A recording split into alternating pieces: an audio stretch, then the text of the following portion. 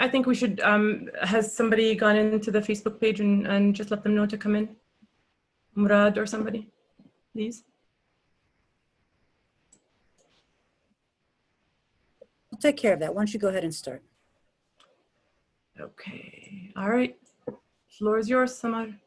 Okay, great. Thank you so much, everybody, for being here. I just wanted to kick things off with a land acknowledgement before we get started, and I wanted to provide a little context as to why I think this is important to start with. So for those of you who may not be familiar with the concept of a land acknowledgement is a formal statement that recognizes and respects Indigenous peoples as traditional stewards of this land and the enduring relationship that exists between Indigenous peoples and their traditional territories. And so why do we recognize land? This is an excerpt from Northwestern University.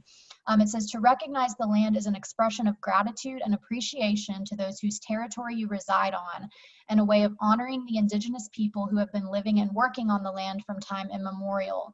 It is important to understand the longstanding history that has brought you to reside on the land and to seek to understand your place within that history. Land acknowledgements do not exist in a past tense or historical context. Colonialism is a current ongoing process, and we need to build our mindfulness of our present participation. It is also worth noting that acknowledging the land is Indigenous protocol. So normally, what one would do in a land acknowledgement is learn some information about the Indigenous peoples that were the original stewards of the land that we live on.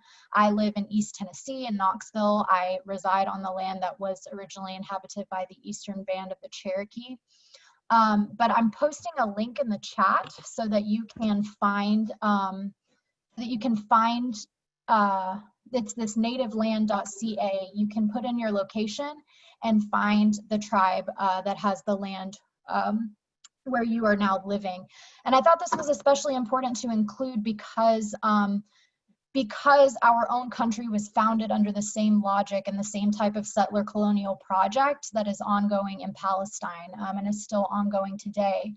I once heard a historian, Mark Charles, speak about the relationship between the United States and Israel. And he said that the United States and Israel have a dysfunctional codependent relationship because we both countries are carrying out the same type of settler colonialism. And he said the modern nation state of Israel needs our flourishing as a nation with a manifest destiny to justify what they are doing to Palestinians and Bedouins. So as we get started today, I want us all around different parts of the United States to just recognize the Indigenous people whose land that we are taking part in this webinar from, and just remember the connections between the settler colonialism in the United States and the ongoing settler colonialism in Palestine, and remember what that means in the context of us trying to fight for justice and equality for Palestinians in a government that was originally founded on these same logics. So thank you so much, and I will let you all proceed.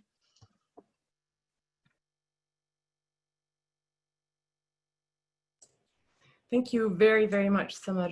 Very, very important. Welcome again, and my apologies, my sincere apologies to all of you for the technical mishaps here and there. Hopefully it continues without a glitch, but we are grateful and happy that you're with us and able to join us tonight. So my name is Zeina Ashrawi Hutchison. I'm a state and national delegate for Senator Bernie Sanders from Virginia's 10th Congressional District, as some of you know. I was born in Jerusalem and raised in Ramallah during the first Palestinian Intifada, and that left a huge, mark on who I was and my identity as a whole, and from all various different aspects, whether it's psychological or it's for my daily life or my activism. Because when you're born Palestinian, you're born essentially resilient. You're born into a fight. You don't choose it; it chooses you. You're born a seeker of justice and freedom. When I came to the United States, my identity was literally stolen from me. I was prevented from going home and go live back home with my family. And I was given a document from the Israelis, and that document stated that my nationality was undefined. And I still have, see this?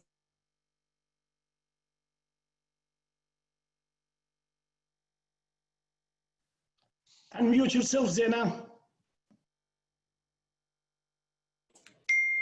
So I'm sorry about that. So that left a huge mark on me and basically made me decide to keep going. I don't know if you guys can see this still. It says undefined, nationality undefined. They don't get to decide. And they will never, you know, my identity was stolen from me and I was told I am undefined, but I would like to assure you and those others who wish to erase my people, that no matter how many times they try to erase us, they can never erase our Palestinianhood and our fight and our resiliency. And I always say sumud because we're not going anywhere. We're gonna keep fighting no matter what. And the reason for this meeting is really, really important because as Palestinian American delegates, we faced an uphill battle from the very beginning of this journey for us. We submitted documents that went unnoticed. We were robbed of our agency and our voice within the conversations and negotiations and in the conversation, which actually prompted us, not just prompted us, but encouraged us to have this really important meeting and to invite voices that speak for justice and speak truth, because party politics often takes precedence over our rights and our freedom. And tonight is a very special night, and we'd like to assure you, those who are watching and all of you guys here with us today, that they may not try to silence us, but we will just speak louder and fight harder. So you are all with us here, and we really appreciate you, and we hope you stay with us in this fight and speak truth to justice to power. And I would like to turn it over to Huwaida, my co-moderator. Thank you, Zeina, and thank you again, everyone, for being here. My name is Huwaida Arraf. I will be your co-moderator this evening. I am also a Bernie delegate from Michigan's 10th Congressional District. I am a civil rights and a human rights attorney and activist. I'm currently living in the Metro Detroit area, and I was born and raised here. My parents came over as immigrants when my mother was 8 months pregnant with me, and I'm the oldest of 5 children. They left Palestine in search of a life where they could start their new family away from military occupation and institutionalized discrimination. My mom is from the West Bank town of Beit Zahur, which is near Bethlehem, which since 1967 has been under Israeli military occupation, which the DNC did not want to recognize. And my father is from a small Christian village that was conquered by Israel and made part of the state in 1948. So we became citizens. Those small number of Palestinians who were not killed or exiled were eventually given citizenship and were called, Palestinian citizens of Israel, but we're not considered equal. We're a barely tolerated minority, considered a 5th column. And I'm mentioning this in my introduction because it's an issue that is very important to me and to the Palestinian struggle, but we probably won't get around to covering it today. But it's something I urge all of you to keep in mind because it is reflective of decades of sophisticated spin. We frequently hear, and indeed it's also included in the DNC platform, that Israel needs to be protected as a strong Jewish and democratic state. Over 20% of the population of the state of Israel is non-Jewish. We are Palestinian, and Israel was created on the land that my family has lived on for hundreds of years. And there are ever increasing laws, now that somewhere around 65 laws on the books that are codifying discrimination against non-Jews, against my family. And so please keep this in mind. When we talk about the future of this land, let's not fall into the trap of giving rights or think that rights should be assigned based on religion, because we wouldn't go glorifying the United States as a white Christian country. I know some would, but hopefully this is not what we strive for. And similarly, we should not condone in any way Israel's insistence on ethno-religious supremacy. And no country should be defined by one people when it is a multiracial, multi-ethnic, multi-religious country.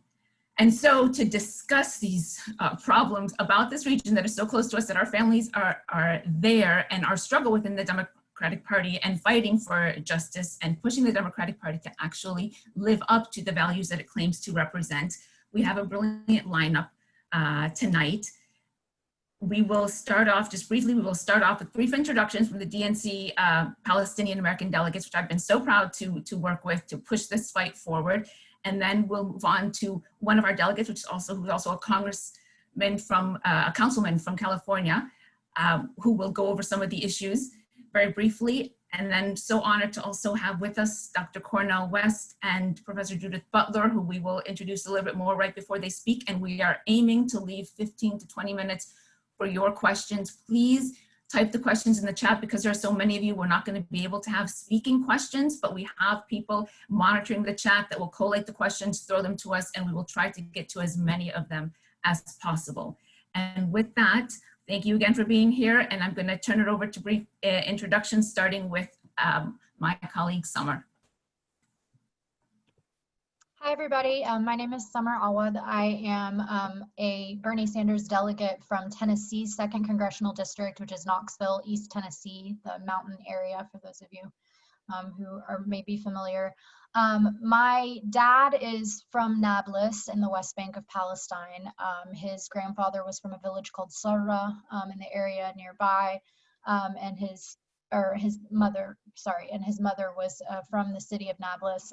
His family actually moved to Kuwait and was then part of the Palestinian exodus from Kuwait during the Gulf War. So we have some history there as well. You know, I'm really excited to be a delegate, and I think one of the reasons I was excited to be a delegate is to kind of make some noise on some issues that we care about and be able to push the party in a more progressive direction. I do think that the Democratic Party made the right call by doing a virtual convention to keep all of us healthy and safe, but I am cognizant that that's going to limit our ability to really make noise around these issues. And so I really just want to thank all of my fellow Palestinian American delegates for making sure that we still have an outlet to make noise about Palestine, despite the fact that we're not going to be together in Milwaukee next week. And so, you know, as I mentioned in the land acknowledgement, you know, we live in a settler colonial project ourselves, and so it's going to be very difficult to convince the United States to kind of go against that logic when it comes to Israel and Palestine. But I do think that the tide is turning. I do think that people are realizing that the two-state solution has long been, you know, a farce, and I think that we're coming into this narrative of equal rights and equal justice for Palestinians in a human rights framework. And so I hope that that will help us frame the progress that we want to make in the Democratic Party. Thank you.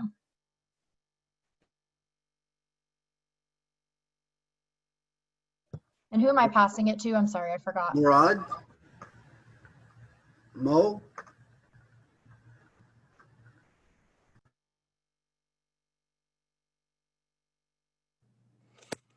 Now I'm muted. All right. First of all, I want to go ahead and thank our great women leaders, amazing ladies that made this happen. Zeina, Huwaida, and Samia, and Samir. You ladies are amazing. Thank you. And when women lead, we all succeed. So thank you so much for doing this and organizing us. My name is Murad. I go by Mo Sarama. I'm a proud delegate from California, Congressional District 6. A lot of folks said they were born in Jerusalem. I also was born in Jerusalem, but I was made in Jersey. But I was born in Jerusalem. I did grow up in Ramallah as well, and I moved in here to California about almost 2 decades ago. Very proud in this community I live in. Very proud to have our Democratic Central Committee in the capital city, Sacramento, to vote to have the first Democrats for Palestine affiliated club here in the capital city. Our local activism is as important as our state and national activism to have a voice for Palestine. Recently, our team of delegates to the state party, to the California Democratic Party, were successful to work on changes within the platform of the party, includes deleting some language pertaining BDS. Our work is not complete.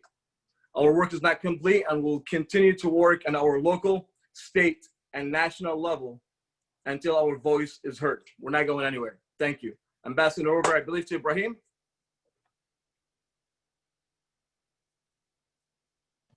Hello, everybody. My name is Ibraheem Samirah, and I am also a Palestinian American delegate. I want to briefly introduce myself. I grew up in the Chicago suburbs. I enjoyed a typical American childhood watched basketball in the bleachers and tried my best to get around to riding bikes with my brothers and then getting around to my homework. That all changed in middle school when my father traveled to Jordan to care for his ailing mother. And we ended up having to abort. My family uprooted because the Bush administration denied my father re-entry and relocated to stay together. So we had to move to relocate to stay together and fight for my father's reinstatement. It took 11 years, but we won. I worked hard in school so I could one day return to the country I loved here. I attended American University and went on to Boston University for dental school. Today I run a community-based dental practice serving patients throughout Metro DC. And now I serve as well as a delegate, but as a Virginia House of Delegate, which is the legislator of the state of Virginia. I'm there to give back by helping families stay healthy with more opportunities to succeed and more time to spend together. And that's particularly important to me in the context of making sure that we fight for equity. As somebody who is biracial as well, my father being a Black Palestinian, my grandfather being a Black Palestinian, excuse me, I take the issues of America's inequity to heart. I am reminded all the time about the struggle of Palestinians and Palestinian refugees to return to their land, even though I was born in the US, given the discriminations that I face here in the United States as a result of it, and the discriminations that my family have faced today, and faced yesterday. And I hope to continue this intersectional, multi-generational justice movement with all of you. And I look forward to hearing from our wonderful speakers. A little shout out to Dr. Cornel West. If he remembers me, I actually did an action with him outside in Iowa and Des Moines around the second debate. And really appreciate him for joining and continuing the struggle for justice. And thank you all for joining. Good evening, fellow delegates and progressives. Thank you, Dr. Samirah. My name is Hatem Natsheh. I am a Bernie delegate, proudly, from Texas. I was born in Hebron, occupied Hebron in the West Bank. As a result of the 1967 war, my family driven out, escaped the war, so we lived in Jordan. And the reason I mention that, as a Palestinian who was born there, I don't have the right to live or become a citizen of my own country. While Israel in 1950 had the law called law of return, which is give the right. Every Jew has the right to come to this country as an immigrant. But me personally, like a lot of other Palestinians who were born there, I have no right to live in my own country. Let me start this evening quickly. I have to thank Ammo, Tio, or Uncle Bernie. The same, Tio and Ammo and Uncle are the same word. It's good to see so many of our fellow Berners with us and other delegates. Without Senator Bernie and his platform that he put forward, Medicare for all, Green New Deal, and so many other progressive issues that we care about in this country. He brought up the issue of Palestine and Palestinian rights to the forefront in 2016 and 2020. We as progressive, we cannot call ourselves progressive if we do not stand and support the right of the Palestinian people. We say Medicare for all, and we need Medicare for all as a human rights issue. Palestinian rights is a human rights issue. We cannot call to stop the building the wall between us in the United States and Mexico and not call for the demolition of the Israeli wall that built in our Palestinian land that separates our families and our villages. We have to be consistent as a progressive. As the coronavirus showed us, there is no borders. Coronavirus is everywhere. Justice should be everywhere. We must stand for justice as progressives in the United States. We must stand with our brothers in the Black Lives Movement. At the same time, let's stand against Israeli military occupation and support the human rights and Palestinian self-determination. Thank you. I am really honored to be with you all. I'm honored to be in the presence of Dr. West and Dr. Butler and so many other. I feel so empowered with all of you. The way I felt empowered yesterday, or Tuesday actually, at 3 p.m. Eastern, when I submitted my ballot. It gave me the power. Strength, our strength is the power that give us as Palestinians. So I'm asking you, please stand up with us as Palestinian American, as progressive in this country, and for any human rights and civil rights issue in this country and abroad. Thank you, and I pass it on to Emad. Thank you, Hatem. Thank you, everyone, for being here. Thank you to Dr. West and Dr. Butler. My name is Emad Salem. I am a delegate to the DNC and committeeman from Senate District 10, the member of the State Democratic Executive Committee. Texas is the biggest battleground state, and we will do our part to turn Texas blue. Now we have Kamala Harris as our vice president nominee and Joe Biden. Our community will do its best to make sure that Joe Biden and Kamala Harris are elected on November 3rd and make Trump a one-term president. My personal story as a Palestinian refugee. I was 7 years old on June 5th, 1967, when the Israeli army rolled into my village, Beit Likia in Ramallah district in Palestine. They had their machine guns pointed at us and ordered all villagers to leave or you will be shot on the spot. People were confused. Leave where? This is our village, our homes, our land, our crops, our animals. My mom had to make that hard decision to leave Beit Likia and go to a refugee camp in Amman, Jordan. Along with my brothers, my mom, and my grandma, we lived in a Palestinian refugee camp for 11 years until I came to the United States in 1978. Because of the actions of the Israeli army, 700,000 Palestinians became refugees. Israel have closed the borders and did not allow any refugee to return to their homes. There are refugee camps in the West Bank, Gaza, Jordan, Lebanon, and Syria. For the last 25 years, I have been visiting Palestine as an American tourist. In my place of birth, I cannot stay longer than what the Israeli army allows me to. If I stay longer than the allowed time, I will not be allowed to visit Palestine as long as it is under the Israeli military occupation. Palestinians have been living in refugee camps for the last 53 years. They have been waiting for the day when they return to their homes.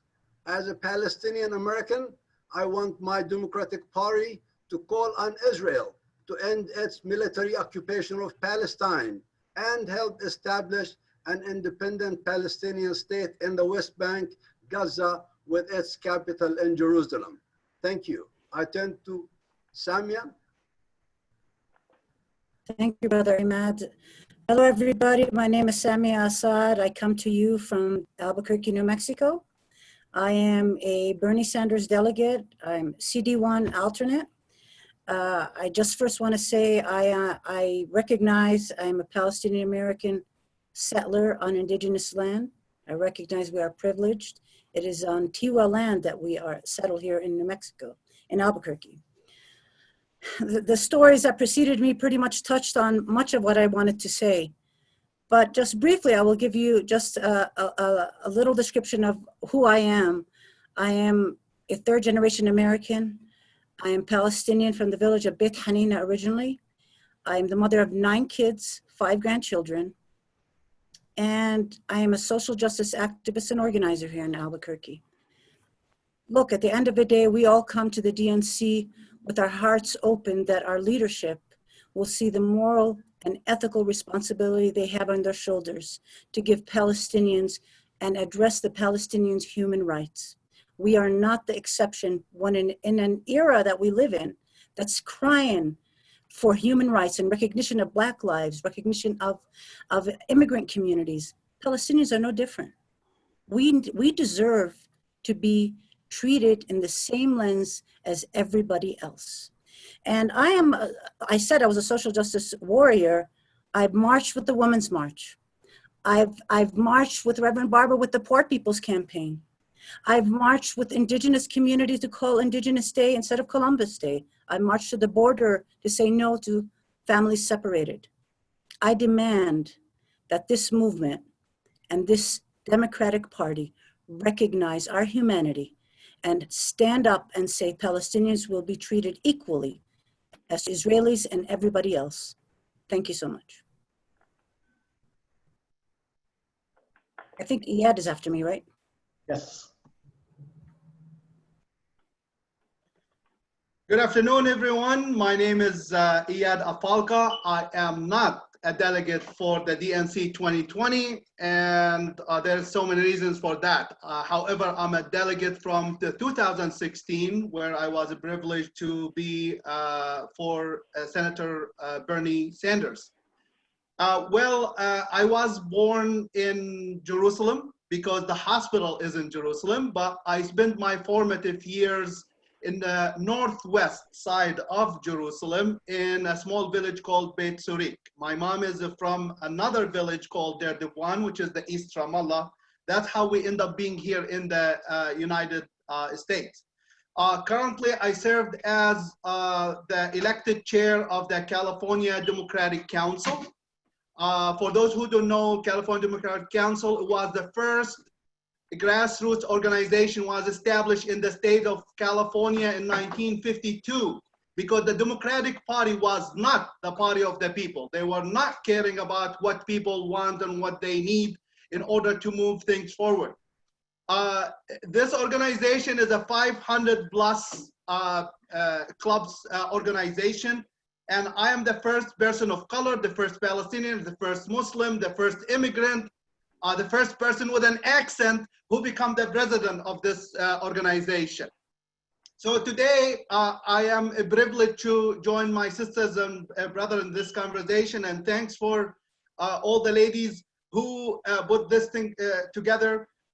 It really made me emotional, made me proud of how long we came. And as my brother and my inspirational leader, Cornel West said, we need to lift up voices, not echoes. We need to lift up voices, not echoes. And also, I don't want people in the party, especially, to police tone me in a way that, okay, the Palestinian people are angry. No, we are not angry. We are people who turn their pain into passion. We are the one who are turned their struggle into action. And we are not asking anybody for a seat on the table. We are demanding a seat on the table. And if you don't allow us a seat on the table, we always have our folding chairs with us. So my pledge to my sisters and brothers, native and not native, immigrants and not immigrants, is I will continue to speak truth to power, and I will be always the voice for the muted, the voice for the silenced, and the voice for the voiceless. And I will continue to challenge the status quo. You can't shut us up because we have a legitimate a question, which is the question of Palestine. And I am grateful for the Tongva and Gabriino native tribes who I reside on their land in California. Thank you. And okay. Now.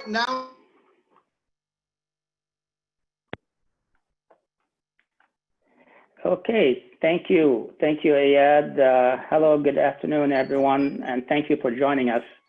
My name is Sam Hindi. I was born not in Palestine, unfortunately, because my parents were refugees.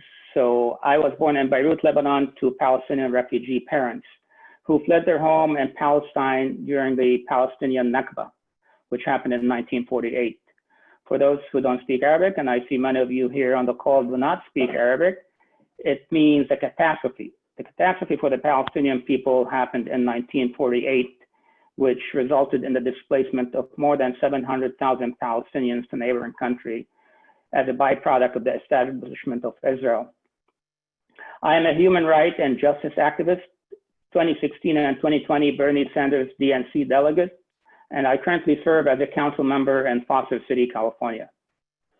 You know, the DNC has decades, and for decades, has refused to include the word occupation in its platform, specifically as it pertains to the Israeli-Palestinian flank.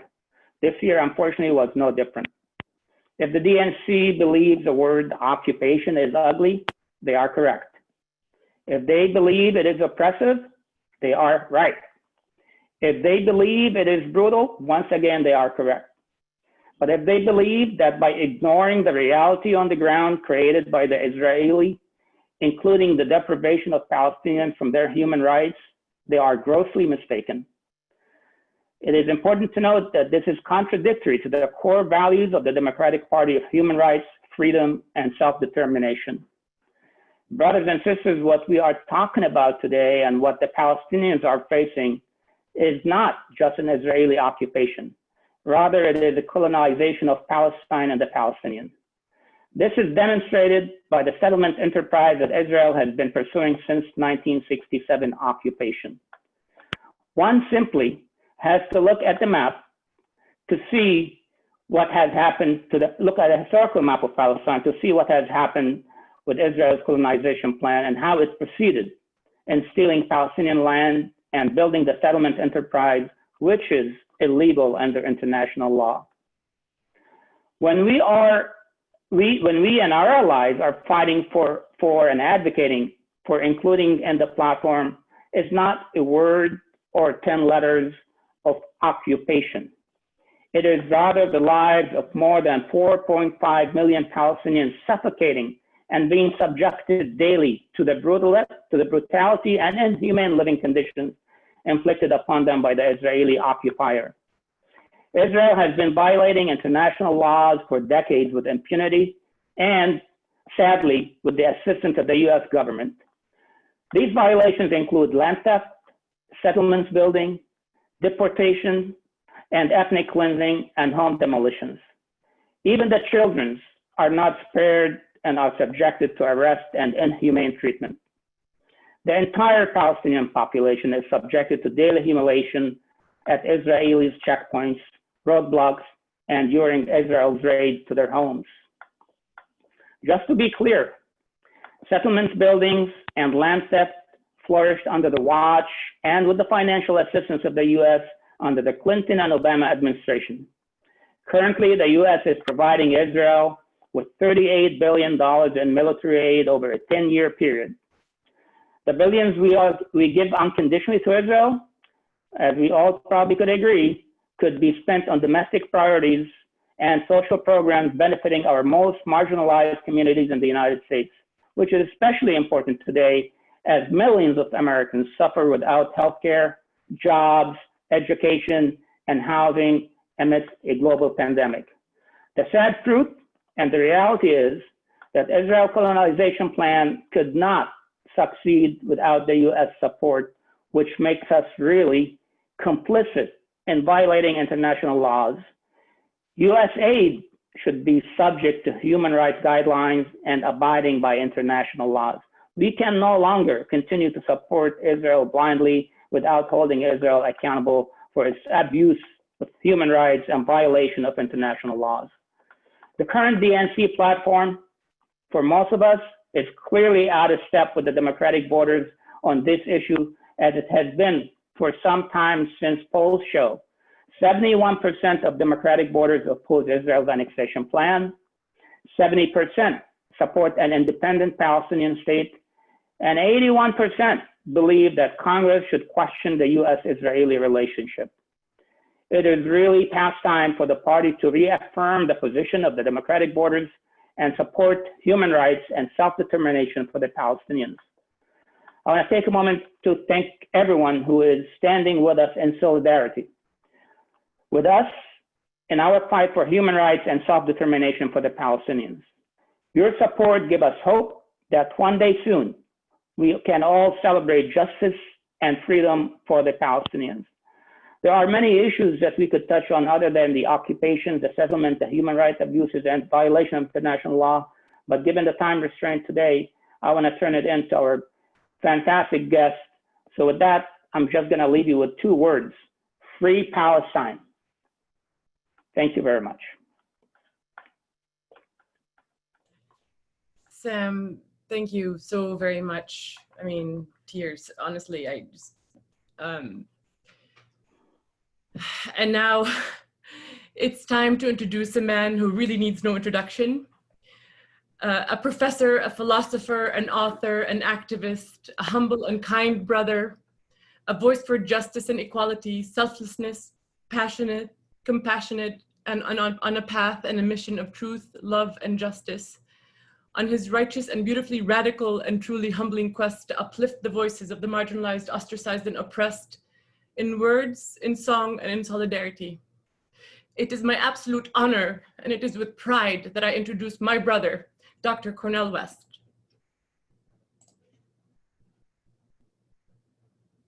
Can you hear me all right? Yeah. Well, let me just first say that I'm blessed to be here. I salute the visionary leaders as well. And anytime I get a chance to speak alongside my dear sister, Judith, I'm always excited. I have deep love and respect for her. And I've really just come just to learn and listen, because you all have tremendous courage to be part of the Democratic Party that historically would not hit Jim Crow head on for decades in the history of this nation. A nation based on the subordination of our precious indigenous brothers and sisters. South Africa tried to make a major issue for the Democratic Party. For so long, they were tied into the elites for constructive engagement and calling Nelson Mandela a terrorist and so forth and so on. And so for me, all I've tried to do really in the last few decades or so is to say that there's no such thing as a coalition of conscience unless you are fundamentally committed to the decency and dignity of occupied Palestinians, of those who've undergone colonial subjugation for over now, going back to 1948, but we've got the occupation beginning in 67.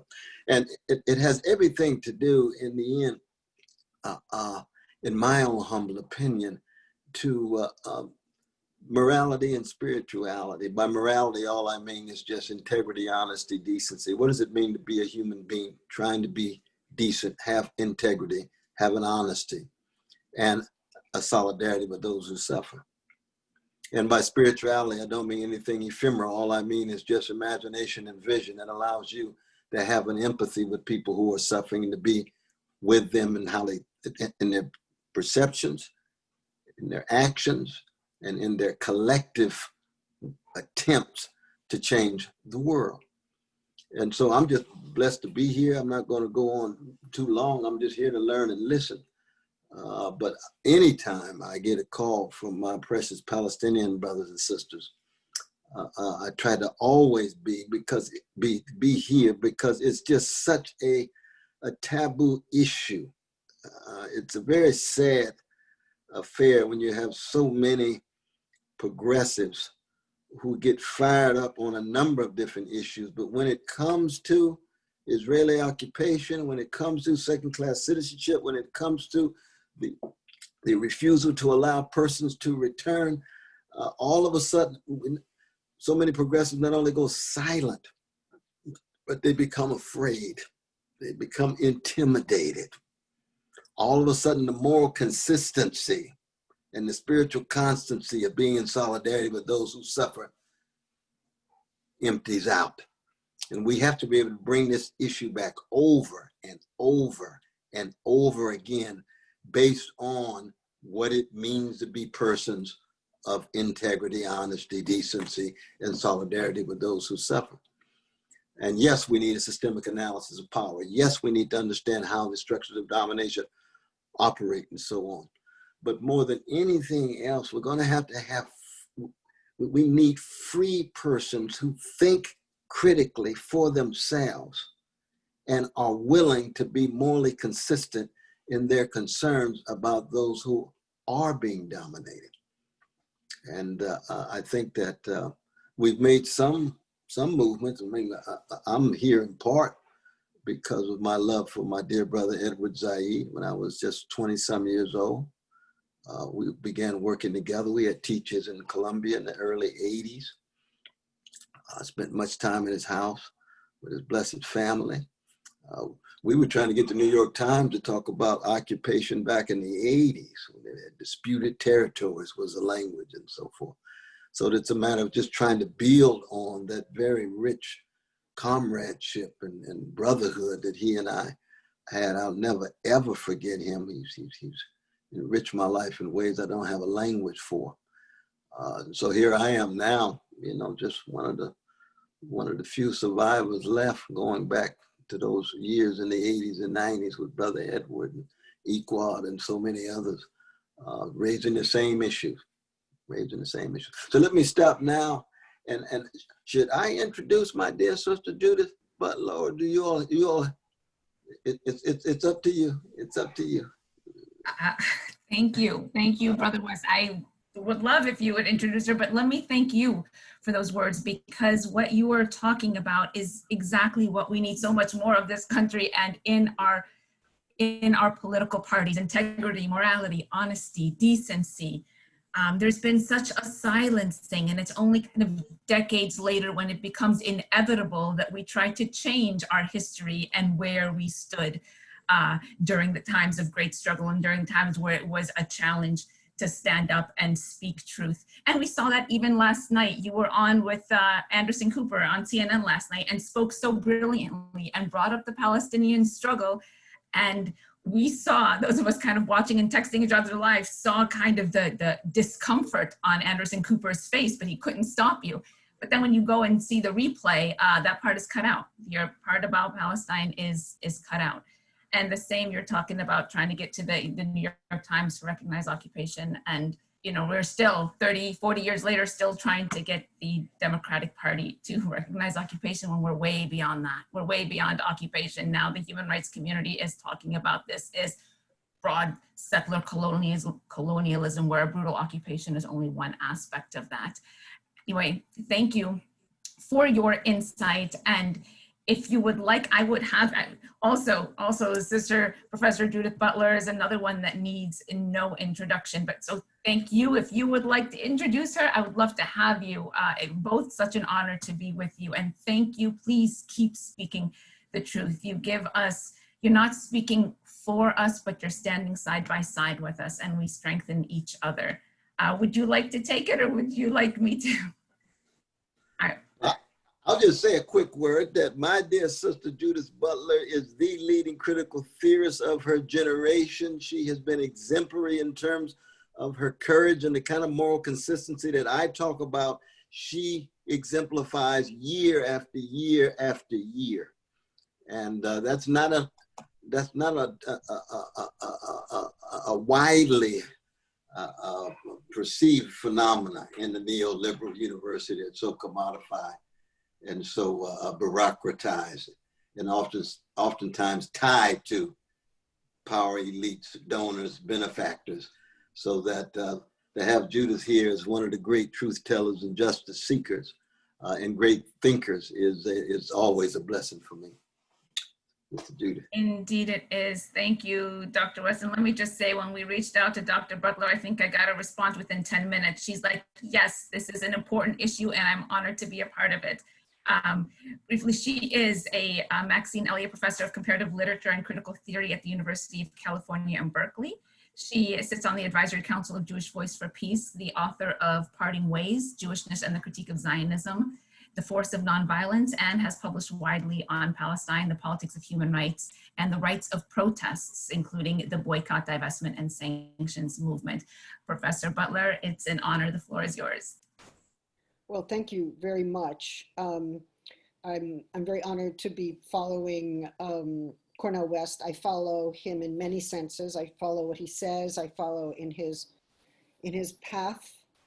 I live in the reverberations of his thinking, and it's a great honor. I also see that my colleague, Dr. Rabab Abdul Hadi, is with us too, and I want to thank her for her courage and her outspoken, beautiful commitment to justice. She has suffered in ways that I think no person should have to suffer simply by trying to tell a history and to make a political claim of justice.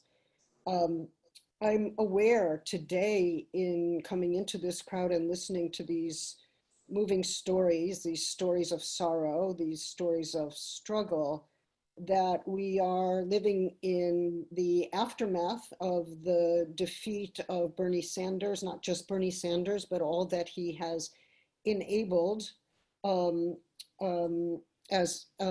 people who are struggling for justice in Palestine. And what did he do? He had the courage to name it. and that courage to name is now met with an effacement of any reference to Palestine in the DNC platform, right? And Palestine cannot be mentioned. The occupation cannot be mentioned. Why is it that that the word occupation is so profoundly unspeakable? And what happens when a word becomes unspeakable? Because this is not just omission or elision or forgetfulness. This is a tactical effort to consign the word occupation to silence. It is to silence those who oppose the occupation, and by occupation, we mean the West Bank and Gaza. And by occupation, we do not forget all those Palestinians in exile. We do not forfeit the just claims of the right of return, right? So let us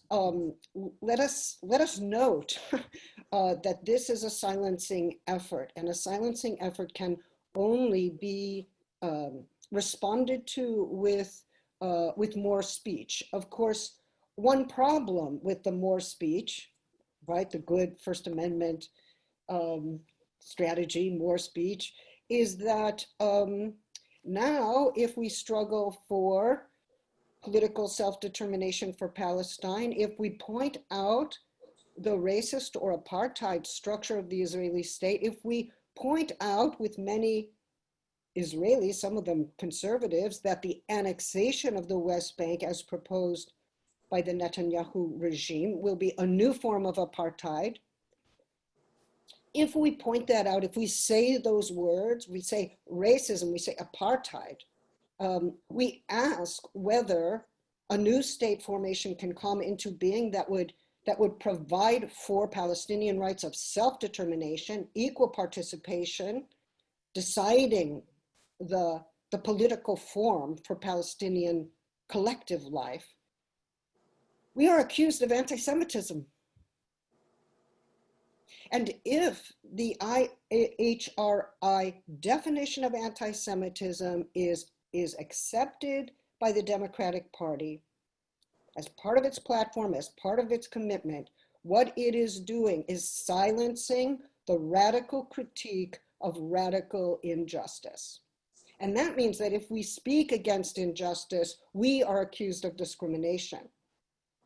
It's a terrible idea of Jews in this anti-Semitism definition. It assumes that none of us really care about injustice, or we would rather have injustice than something else.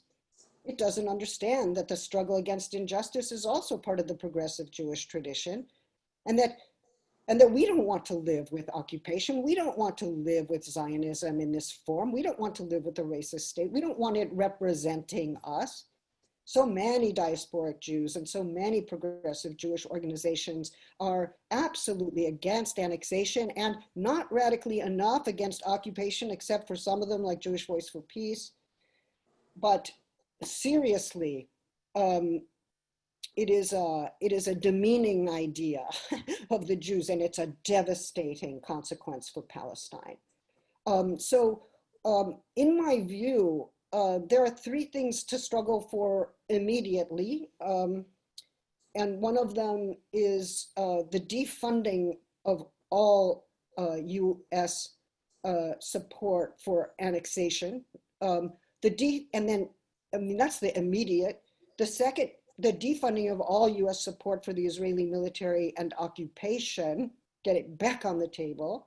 But also, I think the opposition to the IHRA definition of anti-Semitism, which censors the political mobilization for rights of self-determination on the parts of Palestinians. That is what it does. It does not help us fight anti-Semitism. It is a political maneuver to silence the critique of the Zionist state as it seeks to put Palestinians in the West Bank and Gaza under a permanent occupation, which is, of course, an annexation, the extension of Israeli sovereign power over all of those lands.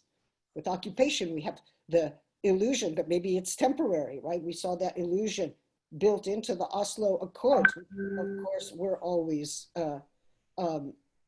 and which was never a real promise, never a real wager. So I don't know, you know, there's the Palestinian word sumud, which I hope I say it right, which I translate into persistence or struggle, or maybe also the unwillingness to be broken. And I know that when I visited Palestine, I heard stories about people in indefinite detention who were isolated, but they would yell out this term to each other. They would lift each other up with this term, like, don't let them break you, don't let them break you, a chant which kept collectivity together, kept solidarity, and lifted everybody into solidarity. And I don't know how it will be done, but I believe that we have to, together with very strong alliances, call into question this unnameability of occupation, because when it goes unnamed, it cannot be opposed. And if it becomes a criminal act to call the state a racist state, then we are being criminalized for struggling for justice. That is the end of democratic rights for all of us, but most emphatically for Palestine. So thank you for letting me come to you and to hear your stories and to register your sorrow and your struggle. I'm glad to be with you, and we will continue this struggle. This is but one moment in this ongoing struggle, and it will not stop. And of that, I am absolutely certain.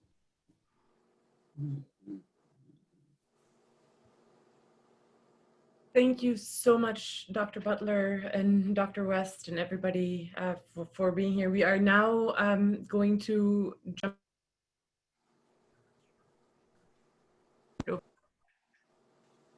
I'm going to turn it over to Huwaida, I believe, for both of us to be sort of going through the questions. If you guys have any questions, please put them in the chat. We are sort of putting them together and going through them to direct them to either Dr. Butler or Dr. Cornel West. Yes, and we do have a lot already, but that's okay, keep them coming. If we can, a lot of them kind of have the same theme, so I'll throw this one out to the first one actually wasn't directed to anyone specific, and it was emailed in before. It says, with both party platforms kind of following the AIPAC line or in the AIPAC cell, what can we do to help stop Israeli human rights violations? And I'm going to kind of also bunch with that a couple of other ones that are saying more, what can we do? We have one saying, what can non-delegates, anti-racist Palestinian liberation activists and US history students do to support the struggle in the virtual conversation when the party leadership made sure that voices like ours were omitted from the party platform. So a lot of and also another one talking about what can we do to bring Irish Americans and others who might not see this issue as affecting them and recognize the connection. What can we practically do to support the struggle, both in the party, and it sounds like a little bit some people asking outside the party. So if Dr. Butler and Dr. West, you all want to give some of your thoughts on that general kind of question. Did Sister Judith want to proceed first? Either way, I would say just quickly that we should not confine ourselves in any way to the Democratic Party itself. Democratic Party is one context among a whole host of different contexts, not just politically speaking, but culturally speaking and socially speaking. We've got the Movement for the People's Party in 2 weeks. We're going to be talking about Israeli occupation, Palestinian resistance. How do you transform it? Similarly so in terms of the Green Party with Howie and others. That's got to be one of the preconditions of any serious talk about a critique of the system, as opposed to simply exchanging one set of neoliberal elites and pushing neo-fascist elites out. And neoliberals are better than neo-fascists, I want to acknowledge, but it's nothing to really write home about. It's not a major breakthrough. It's a matter of pushing back the ugly neo-fascism that we see in Trump and company. The same would be true in terms of whatever churches or mosques or temples continually raising the issue of Palestinian self-determination wherever one goes. That's what consistency means outside of simply a Democratic Party for me.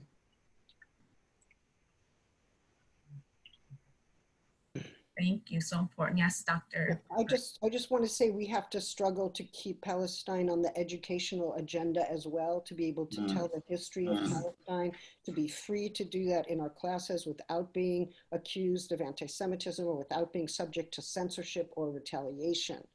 And we also need to have public discussions that are not shut down immediately because they are understood to be biased or anti-Semitic or something of this sort. Of course, we have to oppose anti-Semitism as we would oppose every possible racism, but we also need to oppose the pernicious and false accusation of anti-Semitism that is used as a censoring instrument. I would say support Palestine Legal. What a great group of people who are struggling with very few funds in order to keep our classrooms open, to keep public debate open, to let us continue to know the history of Palestine and to hear the arguments about what has happened there and the facts on the ground, what people are suffering. So, and Samidun, the political prisoners and other organizations in Palestine, let us keep them going. They are the ones that connect us to Palestine, those of us who cannot travel there. I won't be able to get in, some of you can't get in. Really, really important organizations. Think about nonprofits as a place to put your energy, but also, you know, the Democratic Party has always been a very mixed place to be. and you know, it's not fun over there, but if AOC can be brought to talk about this issue more, that would be a beautiful thing. Why not? I think all those folks should be brought in and encouraged, and maybe some of you who are here who are active in politics can join their ranks as Congress people. I would certainly love to see that.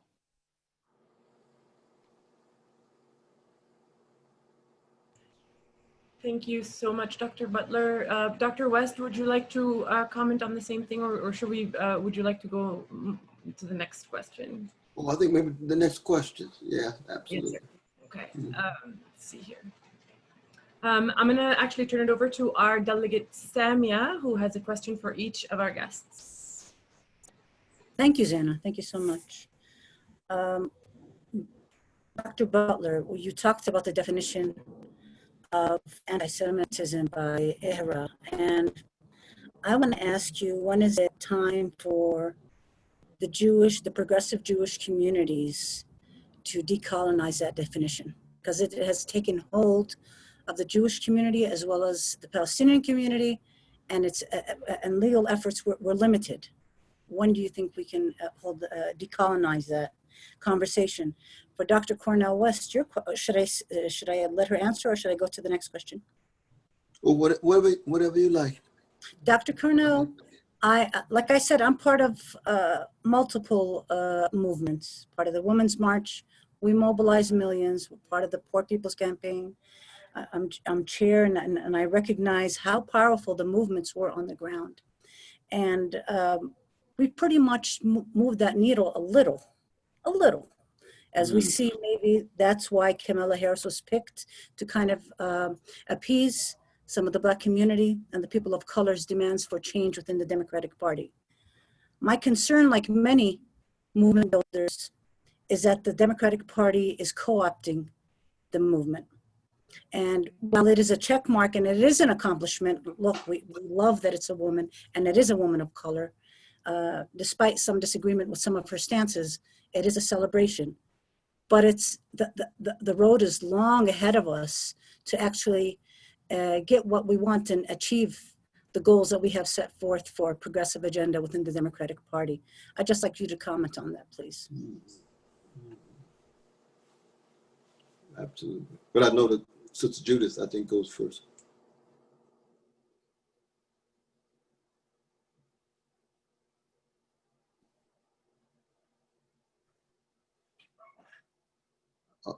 Okay, sorry. Well, let me just say this. You know, there are a number of Jewish groups that have written on anti-Semitism and have opposed the IHRI definition. And one of them is Jewish Voice for Peace, and another one is Jews for Racial and Economic Justice. And both of them have substantial publications, and they've really worked to undermine that. And let's keep in mind that the so-called Jewish community is not a unity. It's not a monolith. There's no one Jewish community. You know, I mean, according to a recent, you know, Pew poll, more than half of the Jews in the United States don't have a particularly significant relationship to the state of Israel. They don't feel represented by it. They're not invested in it. And some of them are overtly critical and some of them are indifferent. They're just living other kinds of lives. And I think right now there's never been more discord in what's called the diasporic Jewish community. People disagree on anti-Semitism. They certainly are disagreeing even within AIPAC on annexation. That's interesting to watch. But keep in mind, there are other groups like If Not Now and Refuse Fascism that come out of Jewish ethical frameworks that are fully in support of Palestinian rights and fully opposed to the occupation and fully opposed to the IHRA definition of anti-Semitism. Whether we will ever have the power on the left, the anti-Zionist Jewish left, to displace the enormous power of groups like AIPAC, probably not, but we are causing them a lot of headaches, and we will continue to do so. We will continue to make life very difficult for them, and their ability to represent the Jews of the United States or represent diasporic Judaism will be shown, I think, to be a lie. They do not represent the vast majority. They claim to, and that is a lie. So, you know, we're working on that. We won't stop working on that. Absolutely. Absolutely. Well, I mean, I should first say that, you know, I've never been a member of the Democratic Party. And I have no intention of ever becoming a member of the Democratic Party. I have some wonderful brothers and sisters who were there. When I supported Bill Bradley in 2000, he put me on the platform to wrestle with the drafts for the platform. And then Brother Bernie was kind enough to put me on the committee to deal with the drafts too. So we had these debates going back. And you can go back with Brother Zogby and others, going back 20-some years. Now, Brother James Zogby, he's a real member. He said, Brother West, it's interesting to always have you on this committee. You're not a member of the party. I said, well, yeah, people kind to me. But I'm always I'm outsider, but I'm willing to work with those on the inside in that way. So what that means is I've never had high expectations for the Democratic Party, which means, of course, I've never had profound disappointments because I just felt that they have structural limitations that are just so overwhelming. You got to work with the folk who are on the inside. So that there's a sense in which the Democratic Party always already attempts to co-opt any of the fundamental demands of social movements. I mean, that's what its fundamental role is, to try to somehow translate the more radical demands in its more deodorized, diluted forms in order for it to become part of the mainstream. That means concessions are made. progress actually is made. So that symbolic blows against white supremacy or male supremacy, like Barack Obama and Kamala Harris, or it could be with Hillary Clinton against vicious forms of patriarchy and so forth. I can celebrate those symbolic ones, but the fundamental question is Pentagon power and the crimes coming out of American militarism, Wall Street power and the crimes of corporate elites, its relation to police power on the ground and the crimes of police murdering people, violating people, and so forth. So that the link between the American empire, especially the military-industrial complex, and the corporate elites, and then what's happening on the ground in the American empire become inextricably interwoven in my view of how one proceeds. And the Democratic Party has always been, for the most part, tied to corporate elites, and it's been tied to imperial crimes. I mean, Barack Obama's killed 3 American citizens with no due process. That's a war crime. He's a war criminal. But every American president I know is a war criminal. So that's, you know, he joins the club. It's just more colorful now. Now, he was better than John McCain. So that's why I supported him critically. And the only reason why I support, Biden, who was the architect of the largest mass incarceration system in modern times, targeting poor people and black people, especially black men, I'm not going to endorse him. I'm just going to vote for him because I'm part of an anti-fascist coalition. That he can support the invasion and occupation and kill 1.5 of my precious Iraqi brothers and sisters, I'll never get excited about a candidate like that. And that's just the beginning of it, you see. So that in that way, the Democratic Party, in its dominant orientation, tied to corporate elites, tied to imperial policies, and so it's no accident that when it comes to Palestine and the struggle of precious Palestinian brothers and sisters, it's going to hold it at arm's length and live in denial, live with its neck in the sand, and then try to convince us that somehow we are the criminals, we are the haters, we are the racists. And you say, hey, we were born that night, but not last night. We know what the truth actually is. And we're going to keep speaking that truth. We're going to try to live that truth. And some of us going to die fighting for that truth. That's just the way it is, it seems to me. That's right. Thank you. That is so right on. Just a time check. We have about 10 minutes left. Let's try to get in a couple more questions. Apologies in advance if we're not going to get to yours. We did have a question that was emailed in from a Democratic National Committee man from Hawaii.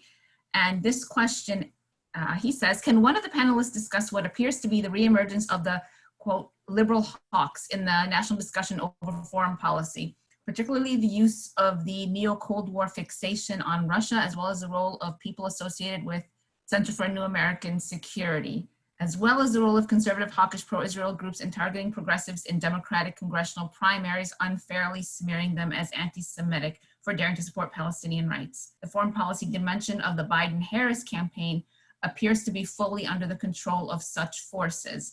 Can you comment? Does anyone want to take that? Dr. West, would you like to take that one? Well, I think it's a very important question. I think the evidence is mounting that the old liberal hawks are coming back strong. I would have to know much more about the full Biden and now Harris foreign policy team. But we've seen those liberal hawk voices emerging, the preoccupation with Russia. And of course, you know, we've got to keep track of, you know, the gangster activity of Putin, but we also have to recognize, you know, if Russia had troops in Mexico or Canada, there would be a war tomorrow. And we've got troops right on their border and promised them we wouldn't do it. See, that was part of US expansionism against a highly repressive Russian regime that is deeply anti-Jewish in its sensibilities, past and present, but also has a certain contempt of its own working class and poor people with its elites ruling things. the oligarchs having so much of the wealth and what have you, you see. So that even in our critiques, you know, we have to be very honest about the role that the worst of our own policies play in terms of bringing out the worst of gangsters like Putin. But that's just the beginning of an answer in terms of the liberal hearts and the ways in which this is one in which the result is what? And this is what is just so mind-boggling, is to see people in the domestic context so hateful of a gangster like Trump, but can hardly say a mumbling word about a Trump-like gangster, Netanyahu. They can't even see the contradiction, the overwhelming incongruity of it all. And yet you get folk in the Democratic Party who will speak to us and say quite explicitly, Trump is gangster, Netanyahu is defending the defending of the peoples, who, and our Jewish brothers and sisters, precious like anybody else. 2,000 years of hatred, pogroms, attacks, assaults across the board. Every peoples must be responsible for their actions as a people and as a nation state. You see, and there's no such thing as homogeneous people. You got left-wing Jews, centrist Jews, liberal Jews, reactionary Jews, and fascist Jews. Just like you had Judah Magnet, but you had the third person in charge of the U.S. Confederacy was a Jewish brother. Then you had Jewish brothers and sisters who were in part of the abolitionist movement. I mean, that's Chomsky and Judith Butler on the one hand, the equivalents of the abolitionists. And then you got Henry Kissinger, war criminal, dead up like, so that these are human beings who are making these kind of choices, who happen to be Jewish, but they're making certain kind of, that's the level of analysis we have to have, even as we keep track of these liberal hawks in this new neoliberal regime that's emerging under Biden and under Harris. And we've got a whole younger generation out there whose profound suspicions of the Democratic Party as a whole is overwhelming, because they're getting tired of these kind of hypocrisies. So true. And similarly, I would say in Palestine also, right, saying that the younger generation of Palestinians are also not accepting, you know, the traditional party lines and are reimagining and fighting for a different future where you're not agreeing to subjugate yourself or accept any less than your basic rights and the right to live in freedom and dignity. And so, yes, we have a hope in the younger generation. Let's try to get to, there's this question, Dr. West, also directed to you, but also Professor Butler, if you'd want to comment. It says, many progressives like Nina Turner and Michael Brooks, rest in power, have emphasized being kind to people and ruthless with institutions. Can you speak on the institutions that we should be ruthless against and the importance of love in this and other fights against oppression? Well, I would hope that we could take just a brief moment for our dear brother Michael Brooks, who just died just a few weeks ago, a young brother, mid-30s, magnificent force for good. It's had tremendous impact on the younger generation, one of the major organic intellectuals of his generation. But Nina Turner, and of course, Nina's going to be one of the keynote speakers at the Movement for People's Party, because she's making a very strong break, I think, more and more. It looks with the Democratic Party, from what I could tell. I'm not sure exactly. I'm going to listen. I was just on her show a week and a half ago, and I know she's got some real critiques that are intense. But I just think we're going to have a variety of different voices, and we have to be open to them. There's some people who are going to remain in the Democratic Party. You know, they still my brothers and sisters, like Bernie Sanders. You know, he's going to be my brother until the day I die. He's just going to be wrong about some things. And he thinks I'm going to be wrong about some things. But you know, I love him. He loves me.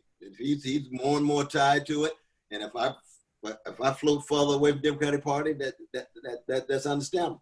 They're going to be people who have nothing to do with the Democratic Party, because what they see is the worst of that party, And those who are inside the party know the worst.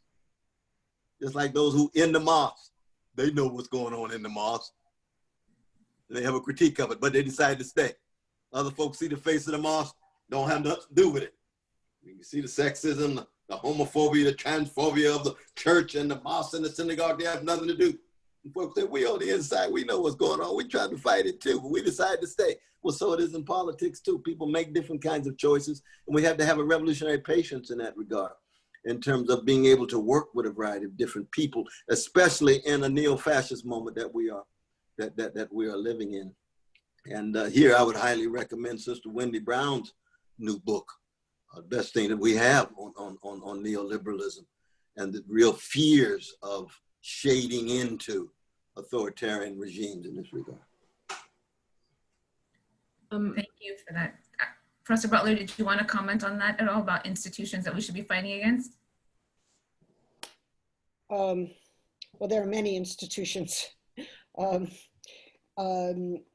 I guess I wanted to go back to the question before, maybe link it to the question of institutions we should be fighting against. I do think we should seek to be loving if we can. I mean, by the way, I think that is important. I think we have to accept that we also have aggression and that we can't love everybody, even though we are bound, in my view, ethically, to live with everybody and to safeguard each other's lives. That doesn't mean that we're madly in love with each other. Sometimes the bonds we have are passionate, and that passion is mixed with love and hatred, and that's okay, as long as it does not turn into a kind of destructiveness that undermines the conditions of another person's life, well-being, political capacity to determine their own fate. I'm just aware that, you know, even as I see the attempted racist attack on Kamala Harris, and I see the great excitement about the symbolic value of her being a Black and brown woman who is very probably our next vice president, and what that means for a whole lot of people in this world. I'm also aware that in 2017, when she addressed AIPAC,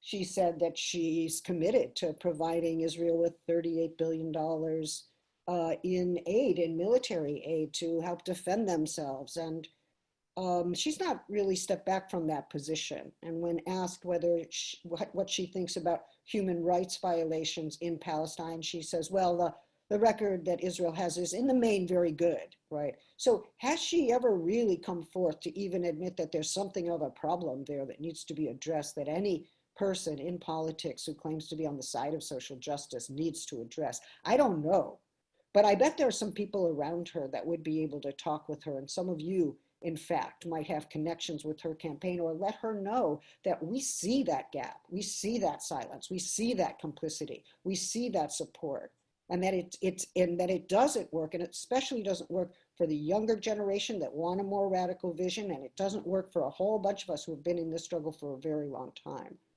So let's hope we can make some inroads there if that's possible. I don't know what power she'll have, but it is an odd moment to be celebrating this overcoming of a pernicious racial boundary that would keep Black women out of positions like that, at the same time worrying about that politics that is committing an injustice and that's complicit with an injustice. So how do we work that? I think that's an example of what Cornel is saying is an incongruity, right?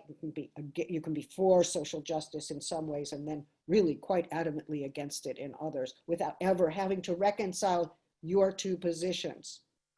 So we could call the sister to embody greater moral consistency, to cite Dr. West over here. Just Brother West, that's all it is.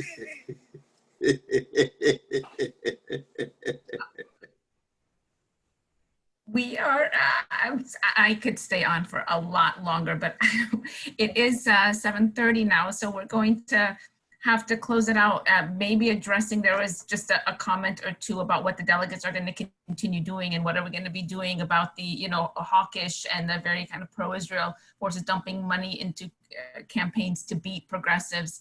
And I think that that's what, as far as what we delegates are going to do, I think we speak for everyone that we're going to keep fighting from within in the party to push. That's why this event, and we have to work on all levels, you know, our state and our local, and get more people involved to elect progressives like you talked about. So we're not stopping. As you mentioned, this is only one event. The struggle continues in the institutions and on the streets, building alliances. And I think, Zeina, when we send out just an email to you all after this event, we'll try to include some links, like Dr. Butler mentioned Palestine Legal, and some organizations that have some resource about how to get more involved on your local level with boycott, divestment, sanctions, a powerful global movement to try to hold Israel accountable, and other things. So the struggle continues. I think that's kind of how we started. We still have a lot of work to do, and we have some great allies to spend so much time with us here today and to be doing what you do on an everyday level. Zeina, any closing words? Thank you for everyone that stayed with us. We know there are a lot of demands on everyone's time, and that's just kind of testament to the brilliant speakers that we had and the importance of the issue. So much appreciated. Zeina. And I just want to thank everybody. I want to thank I know thanks go all the time, but it's really important for me in particular. Our team has worked, and everybody on here has worked so hard to lift up the voices, but without you guys, you know, we wouldn't be right now talking to Dr. Brother West and Professor Butler. We're so grateful, and we ask all of you guys, hold your representatives accountable. Do not let them get away with justifications here and there. You guys are powerful. You're just as powerful. So lift up your voices, stand with us. We appreciate everything that you guys are doing for us, and we will work together for freedom and justice for everybody and equality. So thank you all for joining us. Thank you, Dr. West. Thank you. Thank you. Salute you. It's us. Indeed. Thank you, Dr. West. Come out to Albuquerque. You too, Ms. Judith. We'd really love to have you in the Southwest here. We have a lot to talk about. So can we leave with a Free Palestine chat? All of us? Yes, sir. Free Palestine. Free Palestine. Free Palestine. Free Palestine. Free Palestine. Free Palestine. Free Palestine. Free Palestine. Palestine. Free Palestine. Free Palestine. Free Palestine. Free You guys want just service? तुम लोग वो करो फिर मैं जो है ना ये ड्रॉप करके आया था. Thank you so much for putting this event together. Just a flag, yeah. Free Palestine. Indeed. Love y'all. Thank you, Dr. West. Love to everyone. Dr. West. Palestine. Dr. West. Solidarity forever. Thank you, Palestine. Thank you very much, everybody. Thank you, Dr. Butler. Thank you, everybody, for joining us. Good night. Good night, y'all. Thank you. Palestine. Everyone, thank you. Good to see you. Thank you, Dr. West. Love you now.